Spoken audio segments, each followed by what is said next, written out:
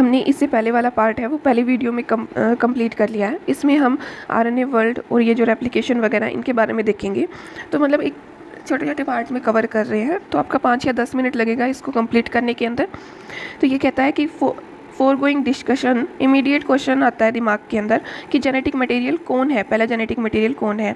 ये डिटेल में डिस्कस तो हम केमिकल इवोल्यूशन पे करेंगे, पर इसके कुछ हाईलाइटेड और सम पॉइंट और फैक्ट है वो यहाँ देखेंगे। ऑब्वियसली जेनेटिक मटेरियल पहला आरएनए है, वो जेनेटिक मटेरियल है, उसके काफ़ी इनफ एविडेंस है, ये सबूत है कि वो पहले आया था। ये लाइफ के लिए एक तो एसेंशियल प्रोसेस करता है, पहला मेटाबॉलिज्म करता है, ट्रांसलेशन करता है और क्या करता है, स्प्लाइसिंग करता है। मेटाबॉलिज्म करता है, ट्रांसलेशन करता है, काटता पीटता भी है, और ये सब कुछ चीज़ें आरएनए के अराउंड इवॉल्व हो रही है। ठीक है, RNA use at a genetic material as well as catalyst. RNA दूसरा एक तो जेनेटिक मटेरियल की तरह यूज़ होता है, दूसरा कैटलिस्ट एक ऐसी चीज़ें होती है जो बायोकेमिकल रिएक्शन करवाती है लिविंग सिस्टम के अंदर, और ये क्या करेगी, इन बायोकेमिकल रिएक्शंस को फास्ट करवाएगी, जल्दी करवाएगी। ठीक है, तो यहाँ पे आरएनए वो काम करवा रहा है। मोस्टली अपने एंजाइम्स कैसे होते हैं, प्रोटीन के होते हैं, पर एक इकलौता एंजाइम है जो आरएनए वाला है, वो आरएनए कैटलिस्ट कौन सा है, राइबोजाइम्स। याद रख लेना है, राइबोजाइम एक इकलौता वो है जो क्या करवा रहा है, आरएनए कैटलिस्ट एक आरएनए है, बाकी सब कैसे हैं, बाकी सब प्रोटीन है। ठीक है, आरएनए बीइंग ए कैटलिस्ट वो मतलब ये अगर आरएनए कैटलिस्ट की तरह काम कर रहा है तो मतलब ये बहुत ज़्यादा रिएक्टिव होगा तभी तो काम कर रहा है, तो मतलब ये अनस्टेबल है। तो हमें जेनेटिक मटेरियल के लिए हमें अनस्टेबल नहीं चाहिए। तो पहला हमारा प्रूफ हो गया कि पहला आरएनए ही आया है, पर आरएनए अब हमेशा के लिए रहेगा ये नहीं है, क्योंकि हमें बेटर से बेटर चीज़ें चाहिए। हम पढ़ पढ़ के बेटर होते जा रहे हैं ना, वैसे आरएनए में क्या हुआ, केमिकल मॉडिफिकेशन हुआ। केमिकल मॉडिफिकेशन से होके ये क्या हो गया, मोर स्टेबल हो गया। ठीक है, ज़्यादा स्टेबल हो गया, और इससे क्या बना, एक डीएनए बन गया।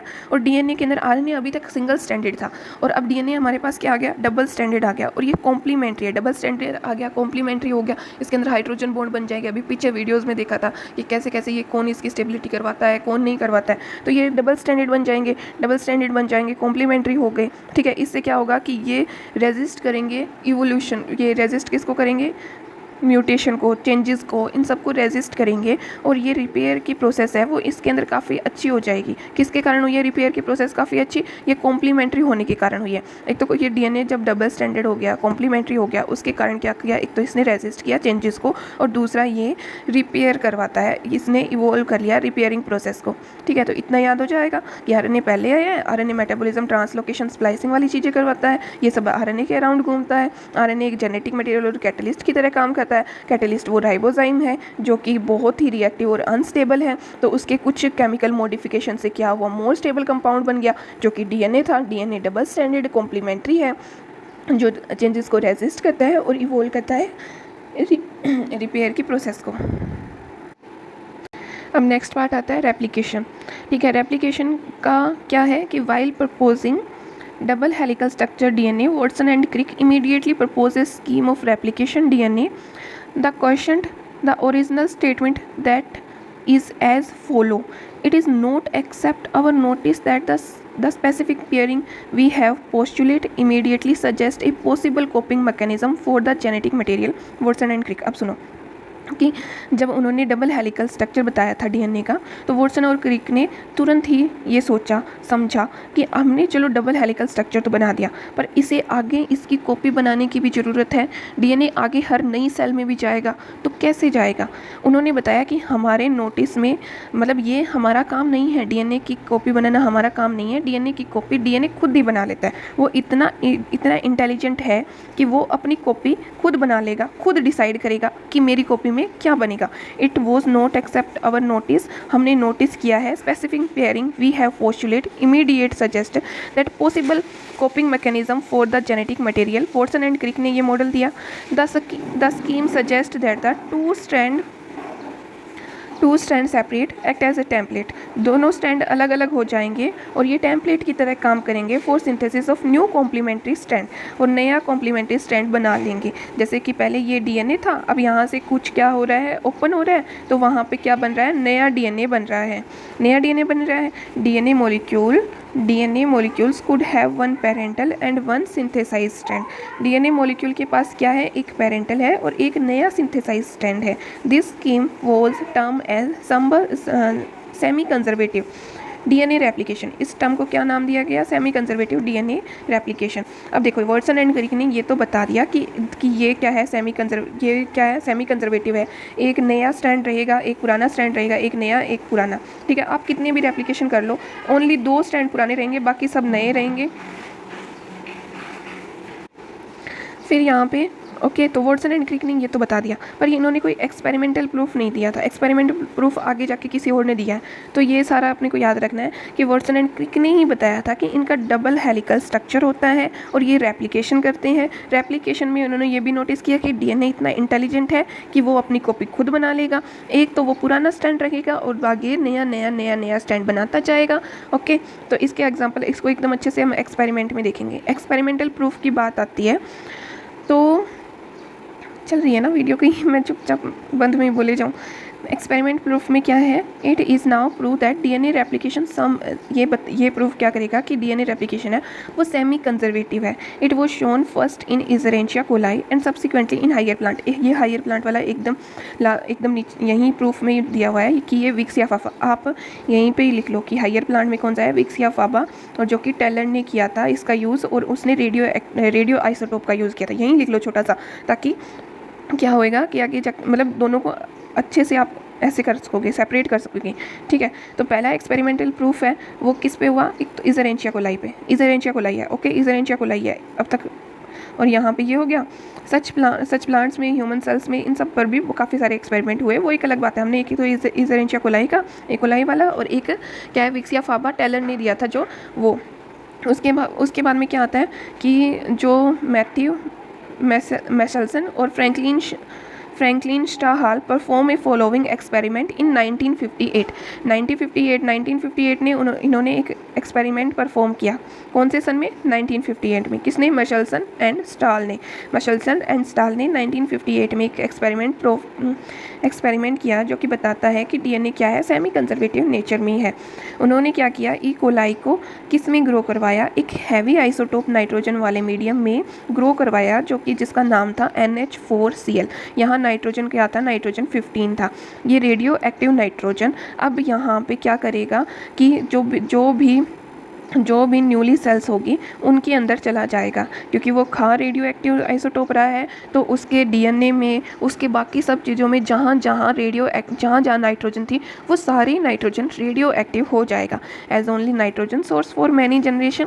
काफ़ी जनरेशन तक उन्होंने उसको बस क्या दिया, नाइट्रोजन सोर्स दिया. खाने पीने के लिए, हर चीज़ के लिए उसने सिर्फ उसको नाइट्रोजन सोर्स दिया, और वो भी कौन सा, हैवी आइसोटोप वाला, जिसके रिजल्ट से N15 है वो incorporated into newly synthesised DNA. वो उसके न्यूली सिंथेसाइज्ड DNA के अंदर चला गया.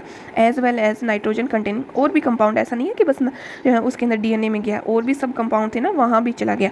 This is heavy DNA molecule could be distinguish use the normal DNA centrifugation in caesium chloride. इसको किससे, सेंट्रीफ्यूगेशन से अलग किया गया. सीजियम क्लोराइड का यूज़ करके जो हैवी आइसोटोप है उसको अलग किया गया.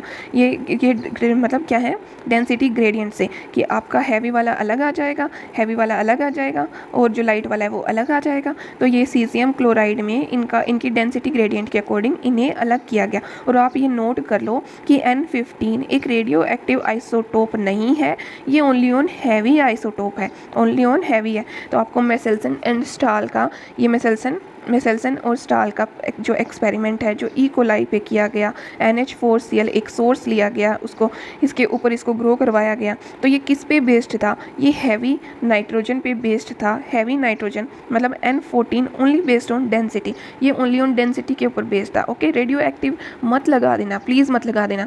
वो ओनली ऑन टेलर ने किया था विक्सिया फाबा पे. ठीक है, और रेडियो एक्टिव बाकी सब पीछे आ रहा था, जो भी मैंने बता दिया था आपको पहली वाली वीडियो में, तो वो आप देख लो.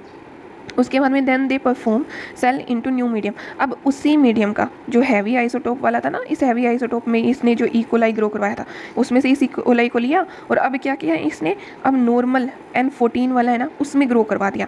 ठीक है, इसमें ग्रो करवाया तो इसको वेरियस और अलग अलग टाइम पे देखा, हर चीज़ को अलग अलग टाइम पे देखा.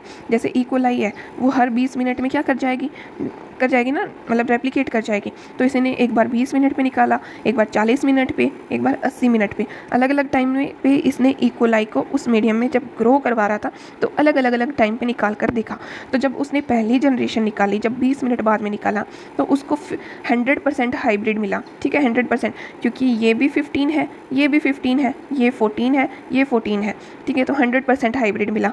जब उसने इसी को जब 40 मिनट बाद देखा तो ये कितना बच जाएगा, 4 स्टैंड हो जाएंगे, जिसमें से 4 में से 50% हाइब्रिड मिलेगा। 1 2 3 4। ठीक है, हमेशा 2 स्टैंड है ना, 2 स्टैंड पुराने रहेंगे ही रहेंगे। ओके, ये 15 वाला है ना, आप ना कितने भी टाइम में निकाल दो, चाहे आपको 16 दे दे, 18 दे दे, 18 स्टैंड बन जाए, कितने भी बन जाए, उसमें से हमेशा 2 स्टैंड क्या कर देना, हाइब्रिड के कर देना और उसकी परसेंटेज निकाल देना। और कैसे निकालोगे अगर नहीं बाई चांस, तो अब 2 कितने में से है, 4 में से, तो ये कितना हो जाएगा, 50, है ना।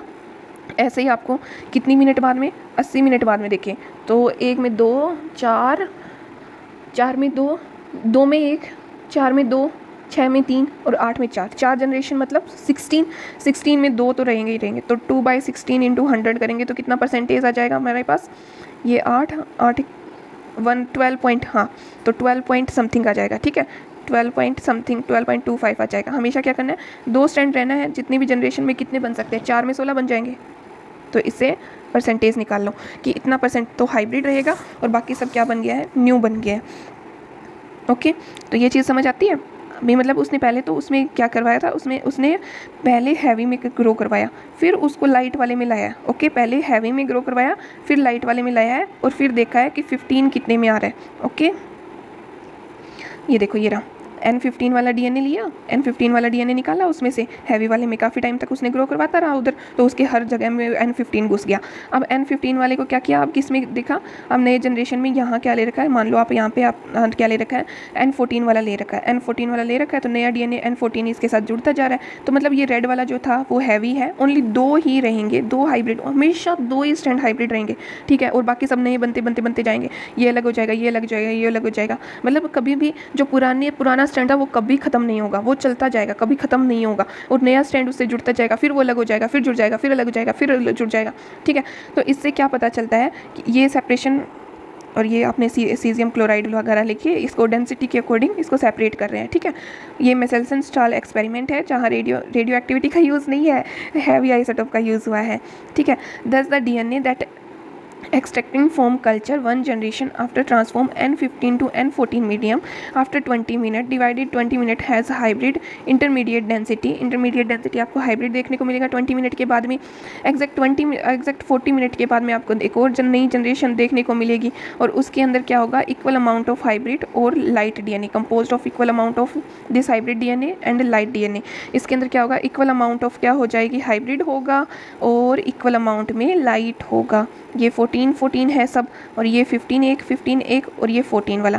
तो इसमें 50% तो क्या होंगे हाइब्रिड, 50% क्या होंगे लाइट वाले। तो ये बोलता है कि जब आपने 40 मिनट बाद निकाला तो आपको इक्वल अमाउंट के अंदर हाइब्रिड मिलेंगे और इक्वल अमाउंट के अंदर क्या मिलेंगे, लाइट DNA मिलेगा।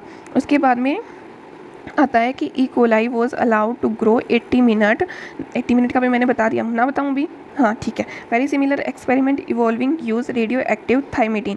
इसने क्या यूज़ किया है, रेडियो एक्टिव, याद रखना है, रेडियो एक्टिव थाइमिडीन यूज़ किया है। किसको यूज़ किया है, रेडियो एक्टिव थाइमिडीन। क्या देखने के लिए, न्यूली सिंथेसाइज DNA देखने के लिए। ठीक है, न्यूली सिंथेसाइज DNA देखने के लिए रेडियो एक्टिव थाइमिडीन का यूज़ किया।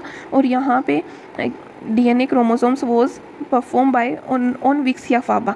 ठीक है, faba beans by Taylor and इसने कब दिया, ये 1958 के अंदर। और इसने भी क्या प्रूफ किया कि ये सेमी कंजर्वेटिव नेचर से रेप्लिकेट करता है, सेमी कंजर्वेटिव नेचर रख के रेप्लिकेट करेगा। तो आपका सबसे पहले ई कोलाई के ऊपर हुआ था, जो मेसेल्सन एंड स्टाल ने एक्सपेरिमेंट दिया था रेडियो एक्टिव आइसोटोप का, रेडियो एक्टिव नहीं, मैं खुद क्या बोले जा रही हूँ, हैवी का यूज़ करके। किसका, हैवी आइसोटोप का यूज़ करके। ठीक है, हैवी आइसोटोप का यूज़ करके। फिर दूसरा एक्सपेरिमेंट आया उसी टाइम में, सेम टाइम में, मतलब लगभग 1958 के पास एक और एक्सपेरिमेंट किया जो कि रेडियो एक्टिव आइसोटोप वाला था। रेडियो आइसोटोप थाइमिडीन का यूज़ किया गया। कौन से प्लांट पे, विक्स या फाबा पे प्लांट पे यूज़ किया गया। किसने यूज़ किया, टेलर ने यूज़ किया। ठीक है, विक्स या फाबा थाइमिडीन का यूज़ किया, रेडियो एक्टिव सब्सटेंस का यूज़ किया। और किसने किया था? ये टेलर ने किया था। 2 चीज़ें एक्सपेरिमेंट वाले में, दो साइंटिस्ट आ गए, याद हो गया अच्छे से, ठीक है। एक तो मेसेल्सन स्टाल आ गया जिसने मैं फिर रेडियो एक्टिव बोली हूँ, हैवी, इसने क्या यूज़ किया? हैवी यूज़ किया, ओके ठीक है। और इसने एक तो क्या है, टेलर ने क्या किया? विक्सिया फाबा का यूज़ किया, विक्सिया फाबा पे एक्सपेरिमेंट किया और क्या यूज़ किया है? थाइमिडीन यूज़ किया। कौन सा? रेडियो एक्टिव वाला। तो आपको याद हो गया ना। और हमेशा कैसे निकालना है, परसेंटेज कैसे निकालना है? 2 तो रहेंगे ही रहेंगे, ठीक है। हाइब्रिड अगर आपसे कभी भी हाइब्रिड पूछा है तो 2 अपॉन जितनी भी सेल बनी है उसका परसेंटेज निकाल दो। इसी के साथ आपका 20 मिनट के अंदर अंदर इतना पार्ट कंप्लीट हो जाता है, ठीक है। एनसीईआरटी की वो भी लाइन बाय लाइन। अगर आप डेली में जैसे जैसे वीडियोज़ डाल रही हो ना, अगर आप डेली उतना करते जाओ, आपका एनसीईआरटी का काफ़ी सारा पार्ट है वो धीरे धीरे ऐसे कंप्लीट हो जाएगा, आपको पता भी नहीं लगेगा। मतलब आप अपनी क्लासेस करते जाओ, जहाँ से भी कर रहे हो। मैं नहीं कह रही हूँ कि कम्प्लीटली इधर स्विच हो जाओ, पर छोटा छोटा पार्ट्स जैसे मैं डाल रही हूँ वो देखते जाओ। ओके बाय, नेक्स्ट वीडियो में मिलते हैं। ऐसे ही कल डालती हूँ इसका, ठीक है।